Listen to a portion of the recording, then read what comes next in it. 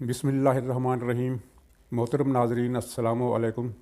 उम्मीद है सब अहबाब बिल्कुल खैरियत से होंगे। नाज़रीन मोहतरम, आज ISPR ने जो तफसील जारी की है कि भारत इस महीने और अगले महीने पाकिस्तान के मुख्तलिफ़ शहरों में, ख़ास तौर पर कराची, लाहौर और पेशावर में कुछ दहशत गर्दी के बड़े वाक़यात की मनसूबाबंदी कर चुका है और उसकी तरफ से मज़ीद दहशत गर्दी का भी ख़तरा है। और ये सारी स्कीम जो है वो अफ़गानिस्तान में भारतीय सफारत खाने में तैयार हुई है। हो सकता है ये स्कीम का राज फाश हो जाने की वजह से भारत अपनी स्कीम में कुछ तब्दीली करे और वो इन महीनों में बड़ी वारदात ना करे, मोहतात हो जाए। लेकिन उसकी तरफ से किसी खैर की तवक्को तो नहीं है। वो दूसरा मौका तलाश करेगा, अगला मौका तलाश करेगा। और अभी आपने देखा दो दिन पहले, कल और परसों 2 दिन मुसलसल भारत ने कंट्रोल लाइन पर गोलाबारी की है और पाकिस्तान के देहात नज़र आतिश कर दिए हैं। अब बहुत सारे लोग ज़ख्मी और शहीद हुए हैं। तो ज़मीनी तौर पर ये बताने में भी कोई हर्ज नहीं है कि इस मौके पर आज़ाद कश्मीर के अवाम बिल्कुल बेजार और मददगार नज़र आए। हुकूमत की तरफ से कोई दिलचस्पी या तशवीश ज़ाहिर नहीं की गई। हुकूमत अगरचे बयानात देती रहती है, लेकिन उसके बयानात से तशवीश, कुछ संजीदा तशवीश की झलक नज़र नहीं आती और ये बहुत अफसोसनाक मरहला है। नाज़रीन, भारत की तरफ से हमें खैर की तवक्को होनी भी नहीं चाहिए। वो कभी भी पाकिस्तान के हक़ में नहीं रहा। उसने हमेशा पाकिस्तान को नुकसान पहुँचाने का सोचा।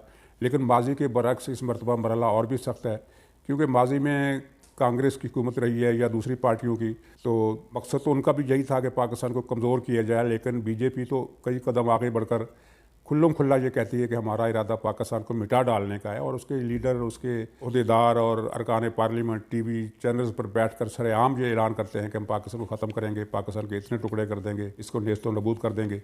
इस तरह के खुराफात बकते हैं। तो इस लिहाज से ये हमारे लिए तशवीश का जो मरहला है वो और भी सख्त हो जाता है। माजी में ये कुछ अर्सा पहले तक हमें ये तवक्को थी कि शायद बीजेपी की लहर कमज़ोर हो, लेकिन वो अभी तक बदस्तूर कायम है। और इसी हफ्ते भारत के बहुत अहम सूबे बिहार में जो इलेक्शन हुए हैं उनमें बीजेपी दोबारा जीत गई है।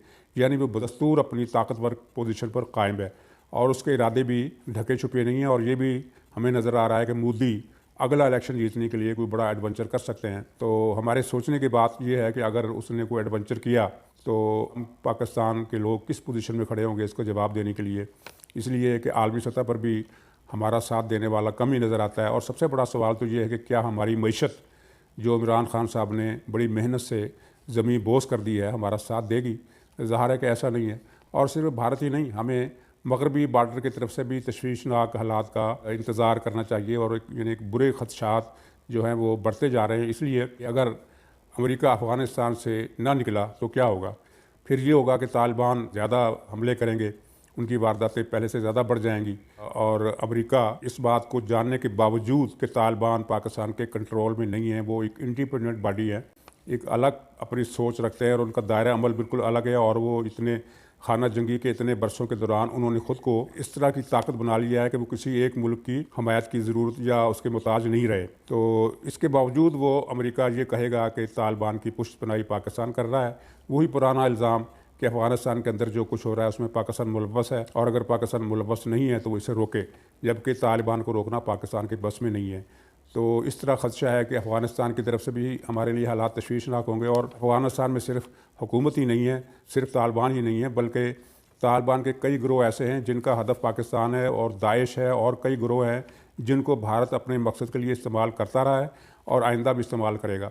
तो इस सूरत हाल में पाकिस्तान के अंदर क्या मंजरनामा होना चाहिए, वो मतलूबा माहौल हमें नज़र नहीं आ रहा। आप हुकूमत की तरफ देखें तो उसे गिरती हुई मैशत से कोई दिलचस्पी नहीं है। आपके सामने है कि मैशत की इसलाह के लिए या मैशत के सुधार के लिए उसने अभी तक कुछ भी नहीं किया, बल्कि उसने ऐसे इक़दाम किए हैं, मसलसल किए हैं, कि जिनकी वजह से मैशत मसलसल गिर रही है और इतना ज़्यादा गिर चुकी है कि मामला मनफी की तरफ जा निकला है। और ये एक बदतरीन सूरत हाल है जो किसी भी मुल्क को माशी हवाले से पेश आ सकती है।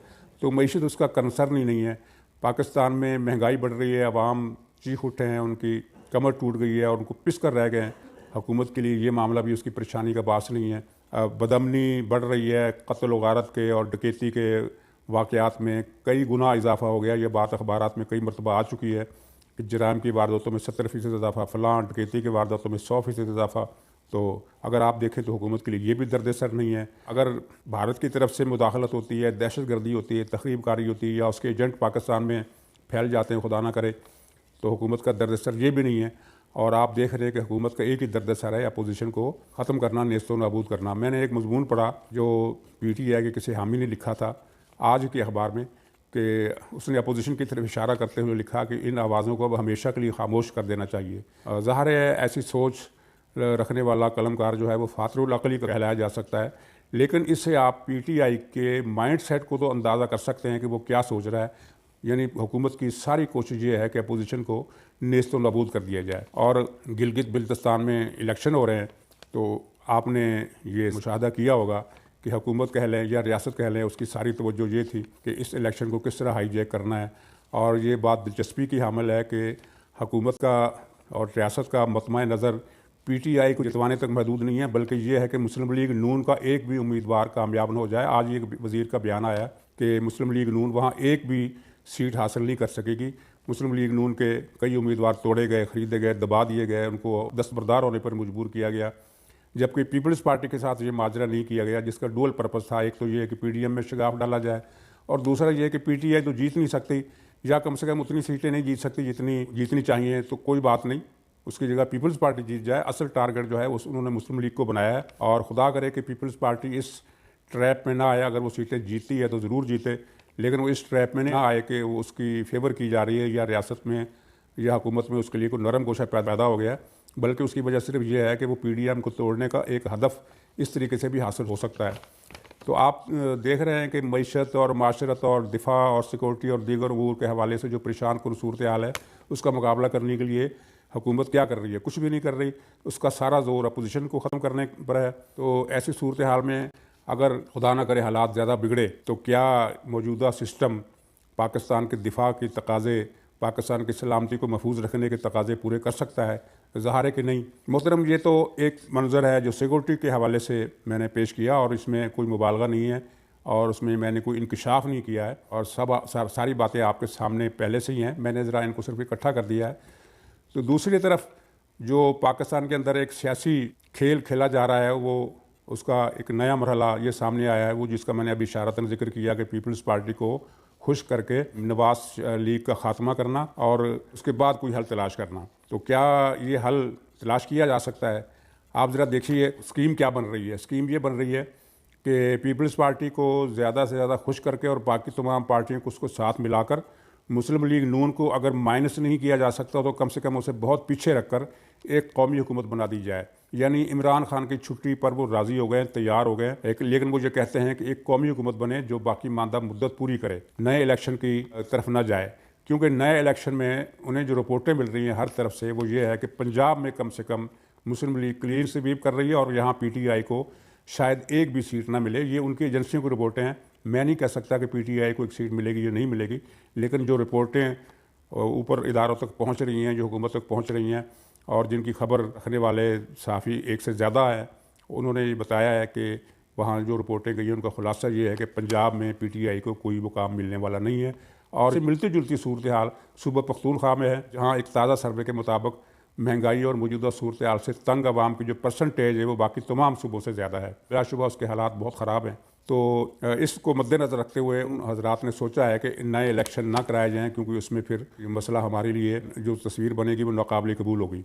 तो चुनांचे इसी सिस्टम को मज़ीद 2-2.5 साल तक चलाया जाए, और अगर क़ब्ल अज़ वक्त इलेक्शन कराने हैं तो मुद्दत के नज़दीक पहुँच कर 4-5-6 महीने पहले करा दिए जाए, और मुस्लिम लीग नून को हर सूरत पर बाहर रखा जाए। पीपल्स पार्टी को खुश किया जाए, मौलाना फजल रहमान को खुश किया जाए, ANP को खुश किया जाए, और जो दूसरी 1-2 जमातें हैं जो मैटर करती हैं मुल्की मंजरनामे पर, उनको खुश रखा जाए।